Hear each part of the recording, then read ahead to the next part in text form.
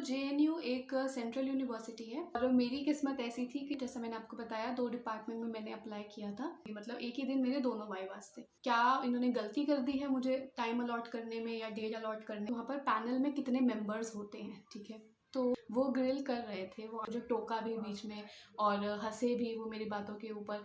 थोड़ा-सा तो मतलब हुआ क्योंकि मैंने सबका मुँह लटक कर बाहर आ रहा था।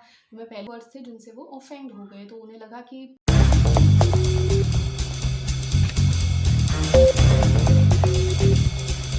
हेलो एवरीवन, कैसे हैं आप सब? आप सबका एक बार फिर से बहुत बहुत स्वागत है मेरे यूट्यूब चैनल में जिसका नाम है माइंड योर इकोनॉमिक्स।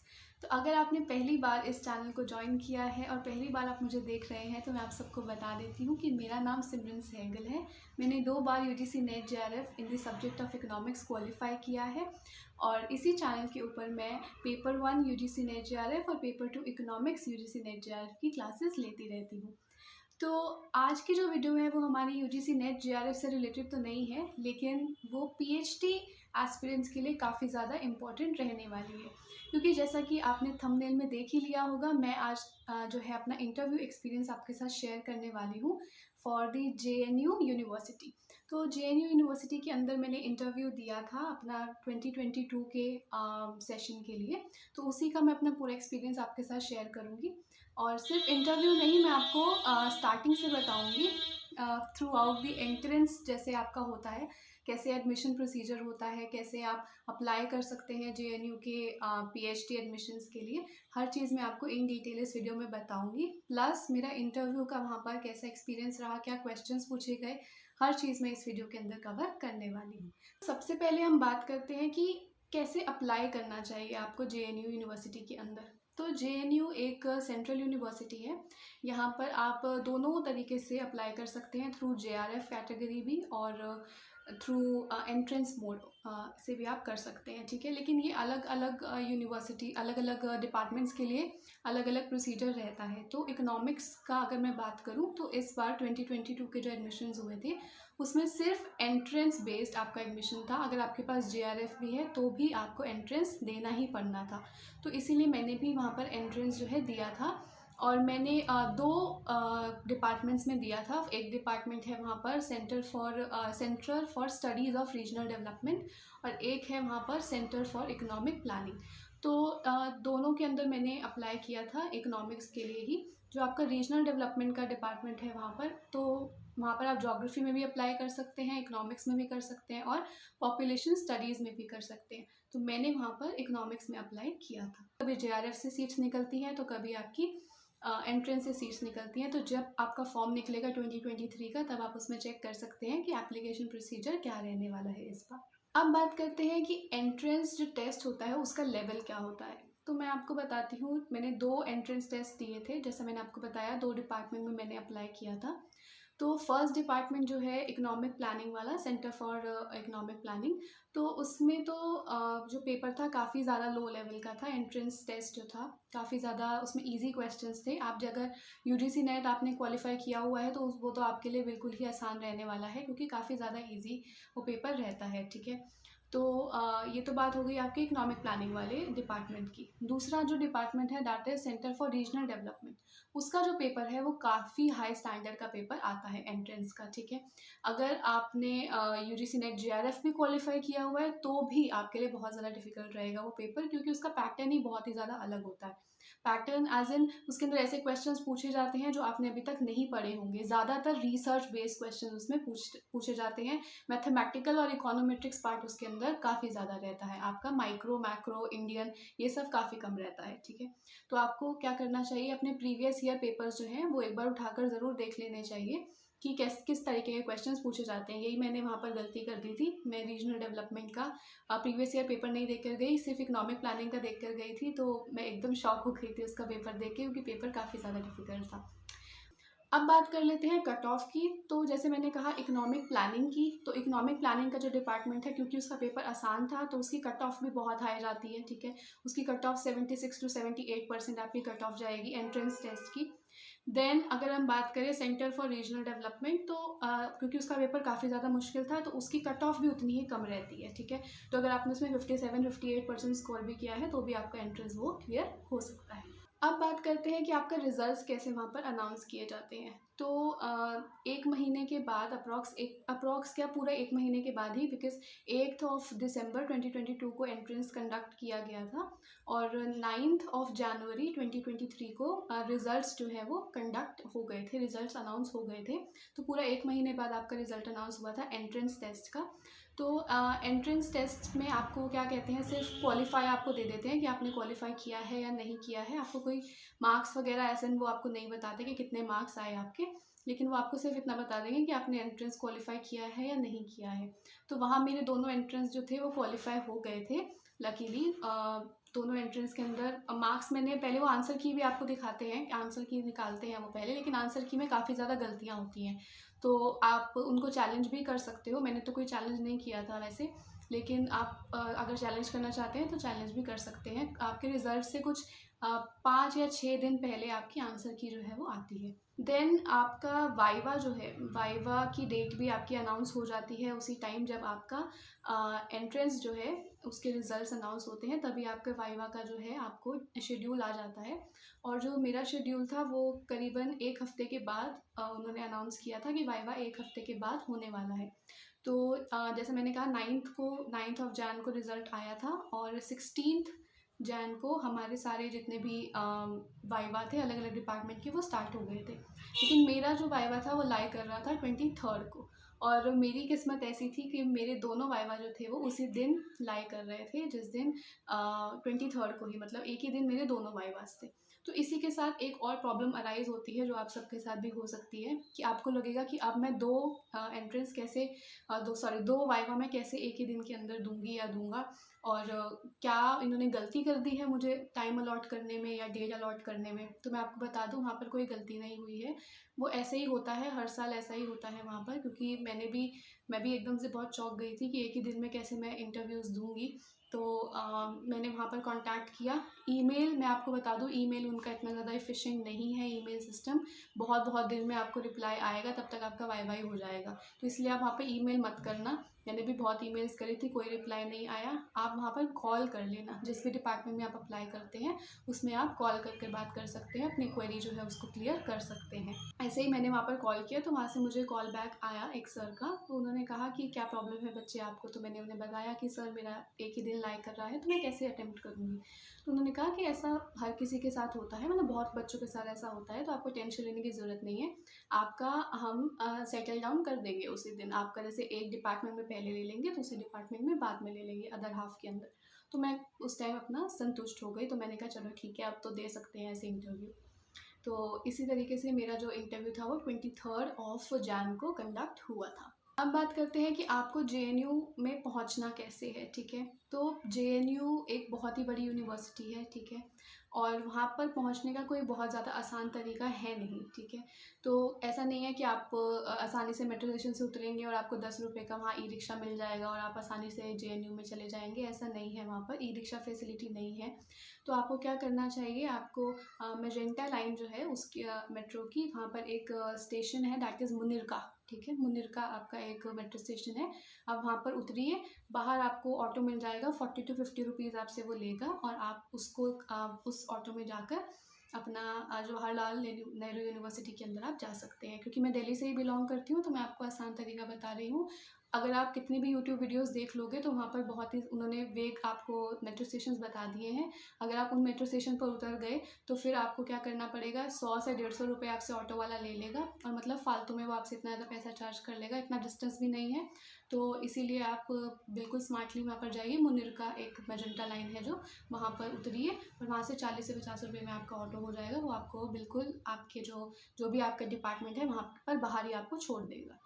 तो अगर मैं बात करूँ ऐसे स्टूडेंट्स की जो दिल्ली से बाहर रहते हैं, ठीक है, तो उन्हें क्या करना चाहिए, हमेशा एक दिन पहले आ जाना चाहिए। मैं यही सजेस्ट करूँगी कि आप उसी दिन, इंटरव्यू वाले दिन मत आइए, आप उससे एक दिन पहले आ जाइए और एक बार जेएनयू का चक्कर लगा लीजिए, देख लीजिए आपका डिपार्टमेंट कहाँ पर है, आपका जहाँ पर इंटरव्यू है वो वाली बिल्डिंग कहाँ पर है, ठीक है। क्योंकि जेएनयू एक खुद में ही बहुत बड़ा सा शहर टाइप है, तो आप खो जाएंगे उसके अंदर, और क्योंकि सुबह-सुबह आपका इंटरव्यू होता है, उस टाइम ज़्यादा स्टूडेंट्स भी नहीं होते, तो आपको पूछने को भी ज़्यादा नहीं मिलेगा। ऑल्दो वहाँ पर गार्ड्स होते हैं, लेकिन हर पॉइंट पर गार्ड भी नहीं होते। तो इसीलिए आपको क्या करना चाहिए, 1 दिन पहले जाकर पता कर लेना चाहिए कि आपकी कौन-सी बिल्डिंग है, कौन-सा आपका डिपार्टमेंट है। मेरा इंटरव्यू था जिस दिन, तो इंटरव्यू वाले दिन मैं वहाँ गई। मेरा 9 बजे के करीब डेडलाइन थी कि 9 बजे आपको पहुँच जाना है। तो मैं एग्ज़ैक्टली उसी टाइम पर पहुँच गई थी वहाँ पर। लेकिन ऐसा नहीं है कि आपको उन्होंने 9 बजे बोला है तो आपको 9 बजे ही पहुँचना है। तो वहाँ पर काफ़ी ज़्यादा फ्लेक्सिबल रहता है। अगर आप 9:30 10 बजे भी पहुँचते हैं, तो वो आपका इंटरव्यू जो है वो बाद में ले लेते हैं, ठीक है? क्योंकि अंदर जो लिस्ट उनके पास होती है पैनल के पास, उसमें वो काफ़ी ज़्यादा एडजस्टमेंट्स कर लेते हैं। मतलब इसमें कोई दिक्कत वहाँ पर थी नहीं, जो मुझे देखने को मिला। दोनों ही डिपार्टमेंट्स के अंदर कोई दिक्कत नहीं थी। अगर आप थोड़ा लेट भी आ रहे हैं तो भी वहाँ पर चल जाता है। लेकिन मैं एडवाइस करूँगी आप पहले टाइम पर ही जाओ, क्योंकि वो आपके लिए अच्छा है, ठीक है? कि अगर आपके कुछ डाउट्स होंगे या आपको कुछ प्रॉब्लम होगी, आपको शेयर करनी है वहाँ पर, तो आप पहले जाकर उनसे बात कर सकते हो। या फिर आपका एक काम लेवल भी मेंटेन रहता है, ठीक है? आप कॉन्फिडेंट रहते हो, अगर आप पहले वहाँ चले जाते हो, खुद को काम डाउन कर सकते हो। तो इसीलिए आपको क्या करना चाहिए, पहले ही पहुँच जाना चाहिए मेरे अकॉर्डिंग। मैं भी अपने इंटरव्यू के लिए पहले ही पहुँच गई थी, ऑन टाइम पहुँच गई थी। तो अब बात करते हैं कि वहाँ पर इंटरव्यू जब आपका होता है तो वहाँ पर पैनल में कितने मेंबर्स होते हैं, ठीक है? तो जो मेरा पहला इंटरव्यू था, वहाँ जाते ही मैंने वहाँ पर सर से जो बात करी, उन्होंने कहा कि ठीक है आप यहाँ पर पहले ही जाकर इंटरव्यू दे दीजिए, ताकि आप दूसरे डिपार्टमेंट में भी अपना इंटरव्यू देकर आ पाएँ बाद में। तो इसीलिए उन्होंने मुझे पहले ही नंबर पर इंटरव्यू के लिए अंदर भेज दिया था। तो मैं फर्स्ट थी उस दिन जिसने इंटरव्यू वहाँ पर दिया था। तो मैं आपको यहाँ पर एक चीज़ बता देती हूँ कि पैनल जो है वो हर डिपार्टमेंट के लिए अलग-अलग रहता है। तो आप मेरे कहने पर मत जाइएगा कि आपको इतने ही लोग मिलेंगे, ज़रूरी नहीं है। दिन पर भी डिपेंड करता है और डिपार्टमेंट पर भी डिपेंड करता है। तो अगर मैं बात करूँ अपने फर्स्ट इंटरव्यू की, जो कि था मेरा रीजनल डेवलपमेंट वाले डिपार्टमेंट में, उसमें 5 जो थे पैनल में लोग थे, ठीक है? और वो पैनल जो था काफ़ी ज़्यादा पोलाइट था और बहुत ही ज़्यादा मतलब वेलकमिंग थे। वहाँ पर पैनलिस्ट काफ़ी ज़्यादा अच्छे थे, वो प्रोफ़ेसर तो ख़ैर सारे ही अच्छे होते हैं, लेकिन मतलब वो काफ़ी सपोर्टिव थे। मतलब आपको बोलने का मौका दे रहे थे वो, आपकी सुन रहे थे, हँस-हँस के आपसे बात कर रहे थे। मतलब आपको काफ़ी ज़्यादा वो कंफर्टेबल फ़ील करवा रहे थे। तो that panel was very supportive और काफ़ी ज़्यादा उनका अच्छा मतलब रिस्पॉन्स था। तो वो पैनल जो था काफ़ी ज़्यादा अच्छा रहा मेरे लिए भी। और क्योंकि मेरा पहला ही इंटरव्यू था, तो आपको ये चीज़ ध्यान रखनी चाहिए, अगर आप पहले के कुछ 10 या 15 बच्चों में से हैं, तो आपका इंटरव्यू जो है वो 15 से 20 मिनट तक जा सकता है, ठीक है? मिनिमम तो 10 मिनट होता ही है। नहीं तो अगर आप पहले के 10-15 बच्चों में हो, क्योंकि उस टाइम क्या होता है, आपके जो प्रोफ़ेसर्स हैं वो काफ़ी एंथुसियास्टिक होते हैं, एक्साइटेड होते हैं, आप भी एक्साइटेड होते हो, तो वो आपके टॉपिक के अंदर इंटरेस्ट लेते हैं काफ़ी ज़्यादा, ठीक है? और आपसे ज़्यादा क्वेश्चंस पूछते हैं। तो अगर आप पहले के बच्चों में लाई कर रहे हो, तो आपको क्या होगा कि आपसे ज़्यादा क्वेश्चंस पूछे जाएँगे, और डरना नहीं है, ज़्यादा क्वेश्चन पूछ रहे हैं तो वो अच्छी बात है, इसका मतलब उन्हें इंटरेस्ट आ रहा है आपके अंदर, वो चाहते हैं कि आप उनके अंडर आओ, काम करो, तो वो आपके पोटेंशियल को जानना चाहते हैं। तो अच्छी बात है, अगर वो आपसे ज़्यादा क्वेश्चंस पूछ रहे हैं, तो उस टाइम घबराने की ज़रूरत नहीं है। तो ऐसे ही जब मेरा इंटरव्यू वहाँ पर चल रहा था, तो उन्होंने मुझसे काफ़ी सारे क्वेश्चंस पूछे और मेरा वो इंटरव्यू अप्रॉक्स 20 मिनट्स तक चला था। और मेरा काफ़ी अच्छा वो एक्सपीरियंस रहा था। काफ़ी उन्होंने क्वेश्चंस पूछे जिसके आंसर्स मैंने अच्छे से कॉन्फिडेंटली वहाँ पर दिए थे। देन अब मैं बात कर लेती हूँ अगर दूसरे पैनल की, ठीक है? तो दूसरा पैनल मेरा जो था, बिल्कुल ऑपोज़िट एक्सपीरियंस था उसका। बिल्कुल अलग पैनल था वो, जो सुबह मैंने दिया था, सुबह-सुबह जो मैं देकर आई थी इंटरव्यू, इतनी कॉन्फिडेंट थी। बिल्कुल उससे ऑपोज़िट पैनल था, सेंटर ऑफ इकोनॉमिक प्लानिंग वाला जो पैनल था। क्यों? क्योंकि एक तो सुबह जब मैं गई तो मैं पहली थी वहाँ पर जिसने इंटरव्यू दिया था। और जब मैं सेंटर फॉर इकोनॉमिक प्लानिंग में गई, तो मैं लास्ट के स्टूडेंट्स में से थी। वहाँ पर क्या प्रॉब्लम हो गई थी कि जो विमेन क्या कहते हैं, एक वहाँ पर आपकी विमेन ऑब्जर्वर होना बहुत ज़रूरी है, क्योंकि सेंटर फॉर इकोनॉमिक प्लानिंग में मोस्टली मेन प्रोफेसर्स हैं। तो अगर आप किसी भी विमेन कैंडिडेट का इंटरव्यू लेना चाहते हैं, तो वहाँ पर एक विमेन ऑब्जर्वर का होना बहुत ज़रूरी है। तो वो जो विमेन ऑब्जर्वर थी वो थोड़ा लेट हो गई थी और उनको आने में काफ़ी देरी हो गई, तो जिसकी वजह से जो मेरा इंटरव्यू सुबह 12 बजे हो जाना चाहिए था, वो शाम को 4:30 बजे हुआ। तो तब तक ऑब्वियसली सब प्रोफेसर जो थे बहुत ही ज़्यादा थक चुके थे, बहुत ही ज़्यादा वो फ्रस्ट्रेटेड थे। और जैसे ही मैंने वहाँ पर एंटर किया, तो मतलब ऐसे आपका पूरा टेबल लगा हुआ था, बहुत बड़ा सा टेबल था और उसके ऊपर कम से कम 11 से 12 पैनलिस्ट थे। जी हाँ, आप वहाँ पर 11 से 12 लोग जो थे वो बैठे हुए थे और सारे इतने ज़्यादा मतलब जिनको मैं वेबसाइट के ऊपर देख रही थी उनकी क्वालिफ़िकेशंस कि कोई जर्मनी में पढ़ा कर आया है, तो कोई यूएस में पढ़ा कर आया है, किसी की कहीं से डिग्री है, किसी की कहीं से डिग्री है। मतलब मैं बहुत ही ज़्यादा उनको देखकर एकदम नर्वस हो गई थी क्योंकि इतने सारे मेन प्रोफेसर्स बैठे हुए थे वहाँ पर और विमेन जो थी वो सिर्फ एक ही थी, तो काफ़ी थोड़ा सा तो अनकंफर्टेबल मुझे वहाँ पर फील हुआ था। पर ठीक है, मैंने काफ़ी वहाँ पर अपना काम मेंटेन रखा था और जो ये पैनल था वो सपोर्टिव, मैं कहूँगी बहुत कम सपोर्टिव था क्योंकि देवर ग्रिलिंग, वो ग्रिल कर रहे थे, वो आपसे क्वेश्चंस बहुत इन डिटेल भी पूछ रहे थे और आपको मतलब वो काफ़ी ज़्यादा चीज़ों को पकड़ रहे थे। आप कुछ भी बोलोगे तो वो उस चीज़ को पकड़ रहे थे और आपका थोड़ा मजाक बनाने की टाइप वो कोशिश कर रहे थे। तो मेरी कई ऐसी चीज़ों के ऊपर, कई बातों के ऊपर उन्होंने ऐसे मुझे टोका भी बीच में और हंसे भी वो मेरी बातों के ऊपर। लेकिन ये चीज़ आपको ध्यान रखनी चाहिए कि उस टाइम वो कुछ भी कह रहे हैं तो वो आपको टेस्ट करने के लिए आपसे पूछ रहे हैं, ठीक है? जैसा भी वो बिहेव कर रहे हैं आपको टेस्ट करने के लिए, क्योंकि पीएचडी 5 साल आपको उनके साथ रहकर करना है, तो उनके हर बिहेवियर को आपको हैंडल करना पड़ेगा। तो वो उस चीज़ को टेस्ट करते हैं कि आप इतना प्रेशर झेल पाओगे या नहीं झेल पाओगे उनके साथ काम कर कर। तो वैसे ही उन्होंने मुझसे काफ़ी सारा मतलब थोड़ा सा तो मुझे अनकंफर्टेबल फ़ील हो रहा था वहाँ पर, लेकिन मैंने फिर भी अपना काम मेंटेन रखा। अगर उन्हें कोई बात मेरी ऑफेंड कर रही थी तो मैंने वहाँ पर ऑन द स्पॉट उनको सॉरी भी बोल दिया और मैंने कहा कि सर मैं ज़रूर इस चीज़ के ऊपर पढ़ कर आऊँगी अगली बार और मैं पहले से ही इसको अच्छे से प्रिपेयर कर लूँगी। तो उन्होंने फिर उसके बाद अग्री भी किया उन चीज़ों से। तो ये मेरा था इंटरव्यू एक्सपीरियंस अपना इकोनॉमिक प्लानिंग का, जिसमें थोड़ा रूड था पैनल और थोड़ा मतलब वो थक भी चुके थे। मैं ये नहीं कहूँगी कि वो रूड थे, उनका सुबह से चल रहा था तो उनकी भी कोई गलती नहीं है, इतने बच्चों के वो इंटरव्यूज़ ऑलरेडी ले चुके थे। और जैसे ही मैंने एंटर किया वहाँ पर पहले 1 मिनट तो कोई मुझसे क्वेश्चन ही नहीं पूछ रहा था। वहाँ पर सब लोग एक-दूसरे को कह रहे थे कि आप पूछ लीजिए, आप पूछ लीजिए, सर आप पूछ लीजिए। वो एक सर कहते हैं कि सर मैं बाद में पूछूँगा, लेकिन उन्होंने एंटायर इंटरव्यू मुझसे कुछ पूछा ही नहीं। और एक सर एकदम कंटीन्यूअसली मुझे घूरे ही जा रहे थे, मतलब वो ऑब्जर्वर होंगे वो शायद, तो वो ऑब्जर्व कर रहे थे और मुझे ऐसा लगा कि वो घूर रहे थे।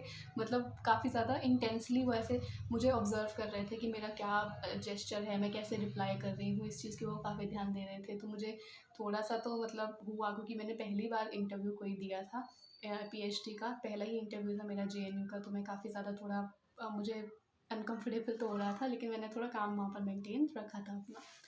तो ये तो बात हुई मेरे दोनों इंटरव्यू एक्सपीरियंस की। जो पहला इंटरव्यू था वो काफ़ी ज़्यादा पोलाइट था, काफ़ी अच्छा गया, काफ़ी ज़्यादा फ्रेंडली एटमॉस्फेयर था और वहीं दूसरा एकदम ऑपोज़िट उससे, जिसके अंदर काफ़ी ज़्यादा आपको मतलब ग्रिल किया जा रहा था, आपसे काफ़ी ज़्यादा आपके ऊपर थोड़ा हँस भी रहे थे वो आपके ऊपर। और ऐसा नहीं है कि सिर्फ़ मेरा ही ऐसा गया था, वहाँ पर जितने भी बच्चे जा रहे थे सबका मुँह लटक कर बाहर आ रहा था। तो मैं पहले ही समझ चुकी थी कि यहाँ पर जो पैनल है वो थोड़ा-सा स्ट्रिक्ट है, तो आपको उसके अकॉर्डिंगली ही वहाँ पर डील करना पड़ेगा। मैं पहले से ही अपना मन बना कर गई थी कि ये तो पैनल जो है वो ग्रिल करेगा, तो मुझे थोड़ा अपने आप को सँभाल कर रखना है, कुछ उल्टा-सीधा नहीं बोल देना है वहाँ पर गुस्से में या गलत चीज़ नहीं बोल देनी है कुछ भी। तो उस चीज़ का मैंने ध्यान रखा था, आपको भी ध्यान रखना चाहिए।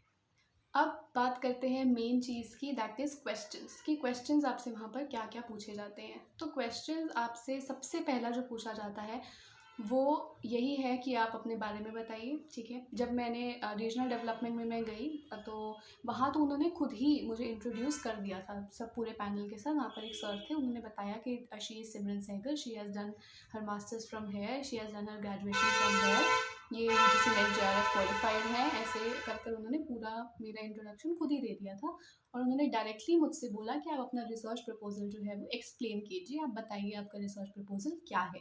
तो ऐसे तो मेरा स्टार्ट हुआ था रीजनल डेवलपमेंट का इंटरव्यू।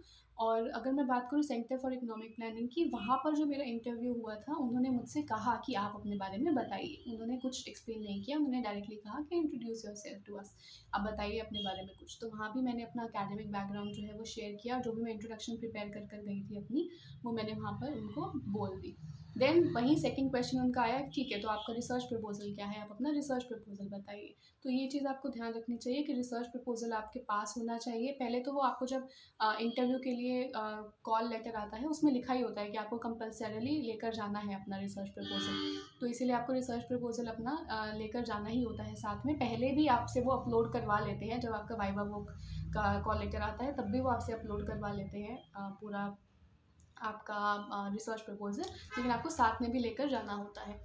तो वो आपसे पूछते हैं कि आप बताइए अपना रिसर्च प्रपोजल। तो वही मैंने अपना रिसर्च प्रपोजल जो था वो मैंने एक्सप्लेन किया अपने बारे में, जो कि मेरा बैकग्राउंड था वो मैंने एक्सप्लेन किया, क्यों मैंने ये टॉपिक सिलेक्ट किया उसके बारे में मैंने डिस्कशन करी।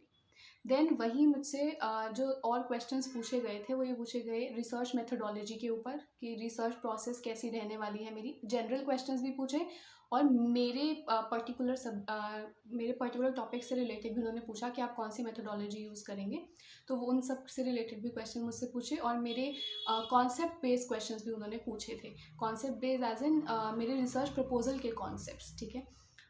और अगर मैं बात करूँ इकोनॉमिक प्लानिंग वाले की, उन्होंने सिर्फ मुझसे रिसर्च मेथोडोलॉजी और इसके बारे में नहीं पूछा था, मेरे रिसर्च से रिलेटेड सिर्फ नहीं पूछा उन्होंने सब्जेक्ट से भी क्वेश्चन पूछे थे। उन्होंने कहा कि आप बताइए कोई भी सब्जेक्ट जिससे हम आपसे क्वेश्चन पूछ सकते हैं। तो मैंने कहा कि आप मुझसे डेवलपमेंट इकोनॉमिक्स में से पूछ लीजिए, मुझे वो अच्छा लगता है। उन्होंने डेवलपमेंट इकोनॉमिक्स में से मुझसे क्वेश्चन पूछे थे।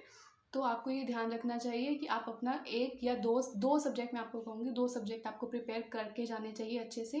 कभी भी आपसे वो आपके सब्जेक्ट में से भी पूछ सकते हैं क्वेश्चंस, ठीक है। तो ऐसा नहीं है कि वो आपसे सिर्फ रिसर्च का पूछेंगे, आपसे वो आपके सब्जेक्ट में से भी पूछ सकते हैं। तो सब्जेक्ट को भी आप प्रिपेयर कर जाइए। रिसर्च मेथोडोलॉजी के अंदर उन्होंने क्या क्या क्वेश्चन मुझसे पूछे। तो फर्स्ट क्वेश्चन वर्स कि आपका सैम्पलिंग मेथड क्या रहेगा। सैम्पलिंग मेथड, क्योंकि मेरी प्राइमरी सर्वे था, उन्होंने मुझसे पूछा कि आप कौन सा सैम्पलिंग मेथड जो है वो यूज़ करेंगे और क्यों यूज़ करेंगे, ठीक है। तो इस कि मतलब उसकी क्या सूटेबिलिटी है, तो वो मैंने बता दिया उनको। देन उन्होंने मुझसे पूछा आप कौन सा मेजरमेंट स्केल यूज़ करेंगे, क्योंकि मेरा काफ़ी सारे वेरिएबल्स जो थे वो क्वालिटेटिव इन नेचर थे। तो उन्होंने मुझसे पूछा कि आप क्वालिटेटिव यूज़ कर रहे हैं तो आप मेजरमेंट स्केल कौन सा यूज़ करेंगे। तो मैंने मेजरमेंट स्केल उन्हें बताया कि मैंने कौन सा यूज़ करना है। देन उन्होंने पूछा क्या होता है ये मेजरमेंट स्केल, आप एक्सप्लेन कीजिए। फिर मैंने बताया कि ये कैसे क्या होता है मेजरमेंट स्केल। उन्होंने कहा कैसे बनाया जाता है ये, तो मैंने उन्हें ये भी बताया कि किस तरीके से ये स्केल बनाया जाता है। तो आपसे वो मतलब इन डेप्थ पूछेंगे, एक क्वेश्चन से दूसरा क्वेश्चन निकल कर आता है। अगर आपने कहा आप ये यूज़ करेंगे, वो कहेंगे क्यों, आप क्यों बताएंगे, वो कहेंगे कैसे। तो ऐसे करके वो आपसे काफ़ी ज़्यादा इन डिटेल पूछते हैं, देखने के लिए कि आप इतना तैयारी कर भी आए हैं या नहीं कर आए हैं, ठीक है। देन आप नेक्स्ट क्वेश्चन मुझसे पूछा था कि आपके वेरिएबल्स कौन कौन से हैं, ठीक है। आपका इंडिपेंडेंट वेरिएबल क्या होगा, आपका डिपेंडेंट वेरिएबल क्या होगा मॉडल के अंदर। देन ये भी पूछा कि इंडिपेंडेंट और डिपेंडेंट वेरिएबल्स क्या होते हैं, ठीक है। तो एग्जाम्पल के साथ मैंने वो भी एक्सप्लेन किया, तो ये भी चीज़ उन्होंने मुझसे पूछी थी। देन ये पूछा कि कौन सी स्टैटिस्टिकल टेक्निक आप यूज़ करेंगे, ठीक है। मतलब कौन से टेस्ट आप यूज़ करेंगे, कौन सी टेक्निक, आप साइमल्टेनियस इक्वेशन मॉडलिंग यूज़ करेंगे या आप स्ट्रक्चरल इक्वेशन मॉडलिंग यूज़ करेंगे, आप कौन सा लीनियर रिग्रेशन यूज़ करेंगे, आप मल्टीपल रिग्रेशन यूज़ करेंगे, लॉजिस्टिक रिग्रेशन, आप कौन सी स्टैटिस्टिकल टेक्निक यूज़ करेंगे, प्लस कौन सा स्टैटिस्टिकल सॉफ्टवेयर उसको प्रमोट करता है, ठीक है। मतलब उसको कौन से स्टैटिस्टिकल सॉफ्टवेयर के ऊपर आप उसको परफॉर्म कर सकते हैं अपनी टेक्निक को। ये भी क्वेश्चन उन्होंने पूछा था। तो आपको सारे सॉफ्टवेयर भी ध्यान रखने हैं जिसके ऊपर आप क्या कर सकते हो, अपनी टेक्निक को अप्लाई कर सकते हो। नेक्स्ट उन्होंने पूछा था मुझसे कि सेकेंडरी डेटा क्या अवेलेबल है आपके टॉपिक से रिलेटेड। हालांकि मेरा प्राइमरी सर्वे था, बट उन्होंने मुझसे पूछा कि क्या इससे रिलेटेड सेकेंडरी डेटा अवेलेबल है, ये जानने के लिए कि मैंने थोड़ी भी रिसर्च करी है या नहीं करी है। तो मैं पहले से ही देख कर गई थी कि उसका सेकेंडरी डेटा जो है वो अवेलेबल है, लेकिन उसके लिए सब्सक्रिप्शन की नीड होगी। तो मैंने उन्हें वही बताया कि सर डेटा तो अवेलेबल है, लेकिन वो अभी एक्सेसिबल नहीं है, because I am a student. तो अगर मैं यहाँ पर ज्वाइन करती हूँ तो एज एन इंस्टीट्यूशन, मतलब इंस्टीट्यूशन की आईडी से मैं वहाँ पर आसानी से सब्सक्रिप्शन ले पाऊँगी, तो डेटा जो है मुझे अवेल हो जाएगा। तो उन्होंने कहा चलो ठीक है। देन नेक्स्ट उन्होंने मुझसे ये चीज़ पूछी, क्योंकि जो मेरा टॉपिक था माइक्रो फाइनेंस, ठीक है। तो मैं पूरा टॉपिक तो नहीं बताऊंगी ऑफकोर्स, लेकिन माइक्रो फाइनेंस से रिलेटेड मेरा टॉपिक है। तो उन्होंने मुझसे पूछा कि आप माइक्रो फाइनेंस को पढ़ना चाहते हैं, लेकिन माइक्रो फाइनेंस किस इंडस्ट्री में, ठीक है, किस इंडस्ट्री में आप पढ़ना चाहते हैं। आप टेक्सटाइल में पढ़ना चाहते हैं या आप किस में फार्मास्यूटिकल, किस में पढ़ना चाहते हैं, आप कौन सा सेक्टर है जिसमें आप पढ़ना चाहेंगे। तो ये चीज़ उन्होंने मुझसे पूछी थी। तो ये सब तो हो गया हमारा रिसर्च मेथोडोलॉजी से रिलेटेड जो उन्होंने मुझसे क्वेश्चन पूछे। नेक्स्ट उन्होंने मेरे प्रपोजल से क्या क्या क्वेश्चन पूछे। तो जैसे मैंने कहा कि माइक्रो फाइनेंस मेरा टॉपिक था, तो उन्होंने सबसे पहला क्वेश्चन यही पूछा कि माइक्रो फाइनेंस क्या होता है बताओ। तो माइक्रो फाइनेंस पूछा। देन उन्होंने जो मेरे दोनों इंटरव्यूज़ थे उसमें लिमिटेशन ऑफ माइक्रो फाइनेंस पे काफ़ी ज़्यादा फोकस किया। मतलब मेरे बोलते ही कि मेरा माइक्रो फाइनेंस टॉपिक है, सबसे पहला क्वेश्चन दोनों जगह से यही आया था, अच्छा लिमिटेशन क्या है माइक्रो फाइनेंस की, मतलब क्या इसकी ऐसी लिमिटेशन है जिसकी वजह से माइक्रो फाइनेंस इंडिया के अंदर इतना ज़्यादा यूज़ नहीं हो पा रहा है, मतलब इतना ज़्यादा प्रोमिनेंट नहीं है एज़ कम्पेयर टू बांग्लादेश। ठीक है, तो आप बताओ कि क्यों ऐसा है। तो इधर भी पूछा मुझसे, रीजनल डेवलपमेंट में भी और इकोनॉमिक प्लानिंग में भी, छूटते ही ये क्वेश्चन उन्होंने मुझसे पूछा। तो आप ध्यान रखो जो भी आपका टॉपिक है उसके सिर्फ एडवांटेजेस नहीं, लिमिटेशंस भी आपको पता होनी चाहिए। तो लिमिटेशंस हर आपके टॉपिक की अच्छे से आप पढ़ लीजिएगा। देन क्यों ये इंडिया के अंदर इतना पॉपुलर नहीं है, क्यों ये कॉन्सेप्ट इंडिया में इतना पॉपुलर नहीं है, क्यों बांग्लादेश में ही सक्सेसफुल हो पाया या दूसरी कंट्रीज़ में हो पाया, ये क्वेश्चन उन्होंने पूछा। देन उन्होंने मुझसे पूछा क्योंकि जो मैंने माइक्रो फाइनेंस पढ़ रही हूँ, माइक्रो फाइनेंस जो मुझे पढ़ना है, रिसर्च करनी है, उस वो भी मुझे विमेन के लिए पढ़ना है। ठीक है, विमेन कैटेगरी के लिए, नॉट फॉर द मेन। तो उन्होंने मुझसे पूछा कि अच्छा आपने विमेन के ऊपर पढ़ना है, तो ये विमेन और मैन के बीच में किस बेसिस पे डिस्टिंक्शन होता है। तो मैंने कहा कि जेंडर के बेसिस पे डिस्टिंक्शन होता है। तो उन्होंने कहा जेंडर क्या होता है। तो वहाँ मैं अटक गई थी क्योंकि मुझे नहीं पता था कि जेंडर का क्या मतलब, मैं एक्सप्लेन कैसे करूँ उसको। जेंडर हम सबको पता है क्या होता है, लेकिन एक्सप्लेन कैसे करना चाहिए उस चीज़ को। तो मैंने सिंपली यही बोला कि sir gender is something which we are using to distinguish between a man and a woman. तो उन्होंने कहा अच्छा चलो ठीक है, तो ये बताओ कि जेंडर और सेक्स में क्या डिफरेंस होता है। तो वहाँ भी मैं अटक गई। तो मुझे नहीं पता था जेंडर और सेक्स के बीच में क्या रिलेशन, क्या डिफरेंस है। हालांकि मैंने बाहर आते ही सबसे पहले वही सर्च किया और डिफरेंस देखा कि क्या डिफरेंस होता है जेंडर और सेक्स के बीच में। पर उन्होंने ये क्वेश्चन भी मुझसे पूछा, तो मैंने वहाँ जो नहीं आता था मैंने पोलाइटली बोल दिया कि सर मुझे तो नहीं पता है। उन्होंने मुझसे ये चीज़ पूछी थी कि क्या ये दोनों सेम होते हैं या डिफरेंट होते हैं। तो मैंने कहा सर मुझे वैसे तो मुझे नहीं पता है, बट जितनी मेरी नॉलेज है उसके अकॉर्डिंगली तो सेम होते हैं, बाकी मुझे कंफर्म नहीं है। तो उन्होंने कहा चलो ठीक है। देन नेक्स्ट मुझसे पूछा लेबर फोर्स पार्टिसिपेशन रेट का डेटा उन्होंने मुझसे पूछा। लेबर फोर्स पार्टिसिपेशन रेट का डेटा उन्होंने मुझसे पूछा। Women labour force participation rate उन्होंने मुझसे पूछा क्या है हमारे इंडिया के अंदर। मतलब वहाँ से डेटा रिलेटेड क्वेश्चन भी पूछ सकते हैं आपके टॉपिक से रिलेटेड। ठीक है, क्योंकि मेरा विमेन ओरिएंटेड था तो उन्होंने मुझसे विमेन का पूछ लिया, लेबर फोर्स पार्टिसिपेशन रेट। और डेफिनेशन भी पूछी थी कि लेबर फोर्स पार्टिसिपेशन रेट क्या होता है, वर्कर पॉपुलेशन रेट क्या होता है। ठीक है, वर्कर पॉपुलेशन क्या होती है, मतलब सब उन्होंने मुझसे इन डिटेल पूछा था कि क्या क्या कॉन्सेप्ट होते हैं। देन नेक्स्ट क्वेश्चन उन्होंने पूछा क्या आपके टॉपिक से रिलेटेड कोई भी थ्योरी है, मतलब और कोई भी पॉपुलर थ्योरी है। तो माइक्रो फाइनेंस से रिलेटेड मुझे एक ही थ्योरी पता थी, ग्रामीण मॉडल की। तो मैंने वही उन्हें बताई कि मुझे तो मैम एक ही थ्योरी पता है। तो उन्होंने कहा चलो ठीक है इसी थ्योरी के बारे में बताओ। तो मैंने उसको एक्सप्लेन कर दिया उन्हें कि ये थ्योरी है। उन्होंने कहा कोई और थ्योरी नहीं है। तो मैंने कहा मैम होगी तो मुझे आइडिया नहीं है, मैं उसके बारे में रीड कर लूँगी। तो उन्होंने मुझे कहा कि चलो ठीक है आप रीड कर लेना। देन ये क्वेश्चन उन्होंने मुझसे पूछे थे। हाँ, so these were all the questions that were asked from me from research methodology and my research proposal. Next comes उन्होंने मुझसे क्या सब्जेक्ट रिलेटेड क्वेश्चंस पूछे थे। ठीक है, तो सब्जेक्ट रिलेटेड उन्होंने मुझसे काफ़ी क्वेश्चंस पूछे, वो मैं बता देती हूँ। सबसे पहला उन्होंने मुझसे पूछा लुईस मॉडल, क्योंकि डेवलपमेंट इकोनॉमिक्स मैंने बोला था। तो उन्होंने मुझे कहा कि लुईस मॉडल क्या है। क्या नहीं, उन्होंने मुझसे बोला कि आपने डेवलपमेंट इकोनॉमिक्स में क्या पढ़ा है। उन्होंने ये भी मुझसे पूछा। ऐसा नहीं है कि वो डेवलपमेंट इकोनॉमिक्स बोलते ही कहीं से भी पूछने लग गए, नहीं। उन्होंने मुझसे पूछा आपने क्या क्या पढ़ रखा है। तो मैंने वहाँ बताया कि मैंने लुईस मॉडल पढ़ा है, हैरिस-सुडारो मॉडल पढ़ा है, हैरेट डोमर पढ़ा है, सोलो पढ़ा है। मैंने उन्हें सब कुछ बताया ग्रोथ एंड डेवलपमेंट में से। तो उन्होंने मुझसे पूछा कि आप लुईस मॉडल बताइए क्या होता है। और फिर मैंने बताया लुईस मॉडल क्या है। फिर उन्होंने कहा कि लुईस मॉडल इतना ज़्यादा यूज़फुल क्यों नहीं है, मतलब इतना ज़्यादा यूज़फुल क्यों नहीं है, इतने कॉम्प्लिकेटेड मॉडल्स बनाए जा रहे हैं आजकल, वो क्यों बनाए जा रहे हैं अगर लुईस मॉडल इतने आसानी से बता देता है कि कैसे आपके लेबर माइग्रेट होती है with in the agriculture sector and the modern sector. तो ये इतने कॉम्प्लिकेटेड क्यों बनाए जा रहे हैं और ज़्यादा मॉडल। तो ये उन्होंने मुझसे पूछा। देन नेक्स्ट दूसरे सर ने मुझसे ये क्वेश्चन पूछा कि अच्छा आपने कहा, क्योंकि मैंने वहाँ एक लाइन बोल दी थी कि बहुत ज़्यादा सिंपल मॉडल है। तो उन्होंने वो चीज़ पकड़ ली और उन्होंने मुझसे बोला कि अगर ये बहुत ही ज़्यादा सिंपल मॉडल है तो ये क्यों नहीं डेवलपिंग कंट्रीज़ के ऊपर अप्लाई हो रहा, क्यों ये डेवलपिंग कंट्रीज़ में इतना ज़्यादा यूज़फुल नहीं है अगर इतना ही सिंपल मॉडल है। तो तो उसके अंदर भी मैंने अपनी तरफ से तो मैंने उनको कुछ कहने की कोशिश करी, लेकिन वो चीज़ जो भी मैंने उनको वहाँ कहा वो मेरे अगेंस्ट चला गया उस टाइम। वो अगेंस्ट कैसे गया?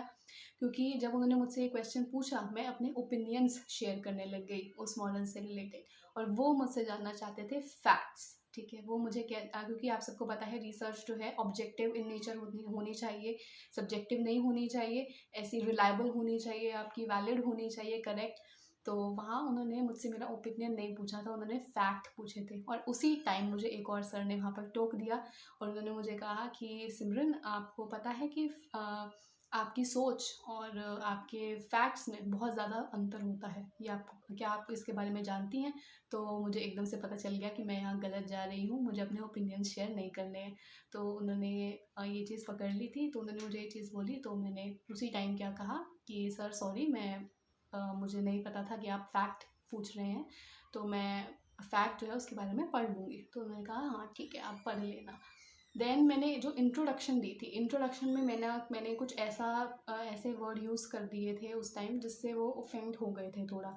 तो उन्होंने मुझे उसके लिए भी टोक दिया था एकदम एंड में। स्टार्टिंग में उन्होंने मुझे कुछ नहीं कहा, जब मैं बिल्कुल निकलने वाली थी बाहर इंटरव्यू से, तो उन्होंने मुझे टोक दिया था कि आपने ये सब क्यों अपने इंट्रोडक्शन के अंदर यूज़ किया, दिस वॉज इररेलेवेंट। ठीक है, आप ये चीज़ यूज़ कर सकते थे, आप स्कीम्स बता सकते थे, आप कोई भी ऐसा मॉडल बता सकते थे, आप कोई पेपर कोट कर सकते थे अपने इंट्रोडक्शन में, आपने ये वर्ड्स क्यों यूज़ किए?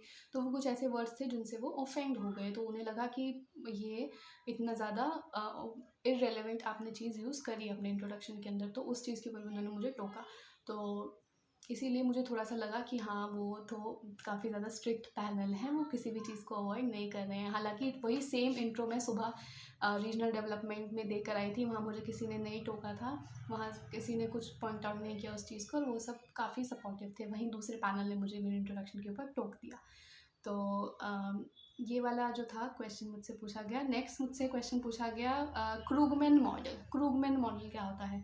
तो क्रूगमैन मॉडल मैंने अपनी मास्टर्स के अंदर नहीं पढ़ा था। मेरी जो इंटरनेशनल इकोनॉमिक्स थी उसके अंदर क्रूगमैन मॉडल जो था वो इनकलकेटेड नहीं था, तो मुझे नहीं पता था कि क्रूगमैन मॉडल क्या है। और यूजीसी नेट टीआरएफ की प्रिपरेशन के अंदर भी वो इतना इंपॉर्टेंट रहता नहीं है, तो तब भी मैंने उसको नहीं पढ़ा था।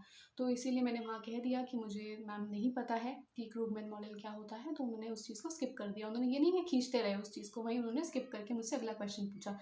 देन उन्होंने मुझसे पूछा कोन ऑफ डाइवर्सिफिकेशन क्या होता है इन हेक्सर-रोलिन मॉडल। तो हेक्सर-रोलिन मॉडल के अंदर कोन ऑफ डाइवर्सिफिकेशन क्या होता है, ये उन्होंने मुझसे नेक्स्ट क्वेश्चन पूछा। देन इमेजराइजिंग ग्रोथ उन्होंने मुझसे पूछा कि स्मॉल कंट्री और लार्ज कंट्री इन दोनों के बीच में इमेजराइजिंग ग्रोथ में क्या डिफरेंस होता है, ये क्वेश्चन पूछा। Then they asked me Engel curve क्या होता है। Then second welfare theorem of economics, उन्होंने वेलफेयर इकोनॉमिक्स उन्होंने मुझसे पूछी। देन जनरल इक्विलिब्रियम एनालिसिस क्या होता है, ये उन्होंने मुझसे पूछा। तो जनरल इक्विलिब्रियम, जब जैसे ही मैंने बोला वहाँ पर कि अगर n-1 मार्केट्स के अंदर इक्विलिब्रियम है तो n मार्केट्स के अंदर भी इक्विलिब्रियम होना चाहिए। तो उन्होंने पूछा ऐसा क्यों? मतलब वो आपसे इन डिटेल पूछ रहे थे कि सिर्फ आप ये मत बताओ कि ये कॉन्सेप्ट क्या है, ये भी बताओ कि क्यों है ऐसा कॉन्सेप्ट, तो ये भी उन्होंने मुझसे पूछा। तो यही सब क्वेश्चंस थे जो मुझसे वहाँ पर पूछे गए थे रिलेटेड टू द सब्जेक्ट। तो ये पूरा मेरा इंटरव्यू एक्सपीरियंस था जो मैंने आप सबके साथ शेयर किया है जेएनयू का। तो इन ऑल मेरा इंटरव्यू एक्सपीरियंस मेरा काफ़ी अच्छा रहा था। तो अब आप सब जानना चाहेंगे कि मेरा वहाँ सिलेक्शन हुआ या नहीं हुआ, और मैं जो इतना सब आप सबको बता रही हूँ ये किस बेसिस पे बता रही हूँ। तो मैं आपको पहले बता देती हूँ कि मेरा दोनों डिपार्टमेंट में सिलेक्शन नहीं हुआ। अब वो नहीं होने का मैं रीज़न बता देती हूँ, प्लस अपने मार्क्स भी बता देती हूँ। तो सबसे पहले तो मैं बात करती हूँ वहाँ सेंटर ऑफ इकोनॉमिक प्लानिंग। तो वहाँ तो एकदम ही मतलब मैंने आपको कहा टफ कंपटीशन था काफ़ी ज़्यादा, और वो ऑफेंड भी हो गए थे, मेरी इंट्रो को लेकर ऑफेंड हो गए थे। देन उन्होंने मुझे काफ़ी बार टोका, काफ़ी ज़्यादा ग्रिल भी किया। तो उस टाइम मुझे लग रहा था कि यहाँ तो मेरा सिलेक्शन नहीं होगा। तो वहाँ पर शायद 8 या 10 सीट थी सिलेक्शन के लिए, और मेरी 50th रैंक आई, 50th रैंक आई। तो ऑब्वियसली वहाँ तो मेरा सिलेक्शन होना ही नहीं था, तो वो तो साइड हो गया। देन रीजनल डेवलपमेंट, जिसके अंदर मुझे काफ़ी ज़्यादा उम्मीद थी कि मेरा हो जाएगा और काफ़ी मेरा अच्छा गया था, उसमें भी मेरा नहीं हो पाया। 2 मार्क्स से, लिटरली मेरे 2 मार्क्स कम आ गए। और जिस स्टूडेंट का लास्ट एडमिशन हुआ था वहाँ रीजनल डेवलपमेंट में, उसके और मेरे इंटरव्यू के मार्क्स एग्जैक्टली सेम थे। हम दोनों के ही 30 में से 21 मार्क्स थे, एग्जैक्टली सेम मार्क्स थे। बट मैं 2 मार्क्स से अपना एंट्रेंस टेस्ट में रह गई थी। तो यही मैं आपको बताना चाहती हूँ, वहाँ पर जो एंट्रेंस की वेटेज है वो 70% है और आपके इंटरव्यू की वेटेज 30% है। तो आपको एंट्रेंस के लिए बहुत अच्छे से प्रिपेयर करना चाहिए, जो कि मेरी गलती रह गई। अगर मैंने पहले से ही प्रीवियस ईयर पेपर देख लिया होता रीजनल डेवलपमेंट का, तो मेरे वो 2 मार्क्स कवर हो जाते और आज मेरे को JNU की एक सीट मिल गई होती। पर ठीक है, हर जो इंटरव्यू होता है वो आपके एक्सपीरियंस के लिए होता है। अगर एडमिशन हो जाता है वेल एंड गुड, नहीं तो आप उसका एक्सपीरियंस आगे लेकर जाते हैं और दूसरी जगह पर एडमिशन लेते हैं। तो इस बार तो मेरा नहीं हो पाया JNU के अंदर। डेफिनेटली अगर कहीं और मेरी किस्मत में कहीं और लिखा होगा और अच्छी जगह, तो वहाँ एडमिशन हो जाएगा। तो ये सब तो हो गया मेरा पूरा interview journey for the JNU application. तो आई होप आप सबके लिए ये वीडियो काफ़ी ज़्यादा यूज़फुल रही होगी। और अगर आपको लगता है ये वीडियो आपके लिए काफ़ी ज़्यादा प्रोडक्टिव रही है और आपको लगता है मैंने अच्छे से आपको एक्सप्लेन किया है पूरा JNU का मेरा एक्सपीरियंस, तो आप जल्दी से इस वीडियो को एक लाइक ज़रूर कर दीजिए और नीचे जो सब्सक्राइब का बटन है उसे ज़रूर प्रेस कर दीजिए, क्योंकि मैं रेगुलरली आपके लिए पेपर 1 और पेपर 2 UGC नेट JRF के अपडेट्स लेकर आती रहती हूँ। और अब मैं आप सबको एक और अनाउंसमेंट करना चाहती हूँ, वो ये क्या है कि जल्दी ही मैं अपना कोर्स जो है वो अनअकैडमी पर लॉन्च करने वाली हूँ। वो फ्री ऑफ कॉस्ट रहेगा, स्पेशल क्लासेस वो रहेंगी। तो अगर आप उन्हें ज्वाइन करना चाहते हैं तो आप कर सकते हैं। 1 और 2 डेज़ के अंदर उसका मैं नोटिफिकेशन जो है आप सबके साथ शेयर कर दूँगी ऑन माई टेलीग्राम चैनल। तो अगर आपने मेरा टेलीग्राम चैनल ज्वाइन नहीं किया है तो उसे भी ज्वाइन कर लीजिए। माइंड योर इकोनॉमिक्स के नाम से ही है, नीचे डिस्क्रिप्शन में आपको उसका लिंक भी मिल जाएगा। तो जल्दी ही मिलेंगे हमारी नई वीडियो के साथ, जिसके अंदर मैं आपसे और कुछ शेयर करूँगी बहुत ही इंटरेस्टिंग सा। तब तक के लिए stay healthy, wealthy and nerdy and do not forget to mind your economics. Thank you.